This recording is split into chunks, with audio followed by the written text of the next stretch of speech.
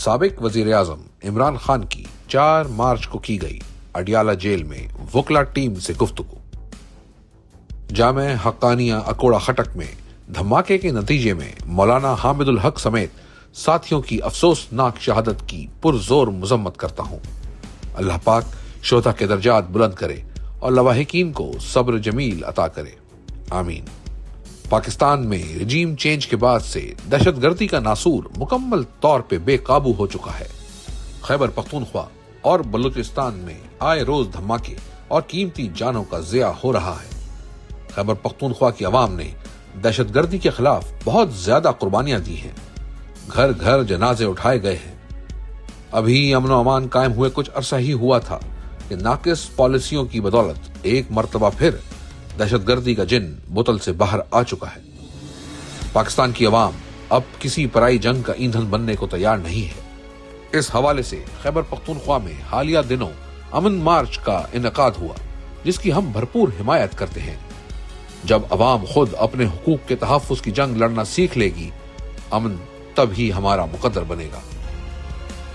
اس کے علاوہ ایک اہم مسئلہ پاکستان کے چھوٹے صوبوں میں پانی کی تقسیم کا بھی ہے اور اس کا حل ہونا ناگزیر ہے۔ سندھ اس وقت خشک سالی سے گزر رہا ہے اور وہاں کی عوام اپنے پانی کے حقوق کے تحفظ کے لیے آواز بلند کر رہے ہیں، جس کی ہم بھرپور حمایت کرتے ہیں۔ پاکستان کے زرعی مستقبل کی حفاظت کے لیے اہم ہے کہ تمام صوبوں کو ان کے حصے کا پانی ملے۔ ہم سندھ کے عوام کے حقیقی نمائندگان کی رضامندی کے بغیر نئی نہروں کے منصوبے کے اجرا پر سندھ کے عوام کے ساتھ کھڑے ہیں۔ ہم سندھ کے حقوق کا ہر سطح پر دفاع کریں گے۔ آبی وسائل کی تقسیم تمام صوبوں کی باہمی رضامندی کے تابع ہے۔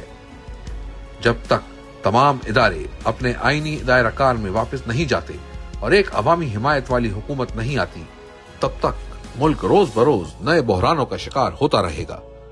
SIFC ایک غیر آئینی ادارہ ہے جس کا مقصد غیر ملکی سرمایہ کاری لانا بتایا گیا تھا۔ اب تک کوئی سرمایہ کاری تو نہیں ہوئی، لیکن اس کے ذریعے مختلف سرکاری محکموں کو فوجی کنٹرول میں دے دیا گیا ہے، جس سے پہلے سے تنزلی کے شکار ریاستی نظام مزید تباہ و برباد ہو گیا ہے۔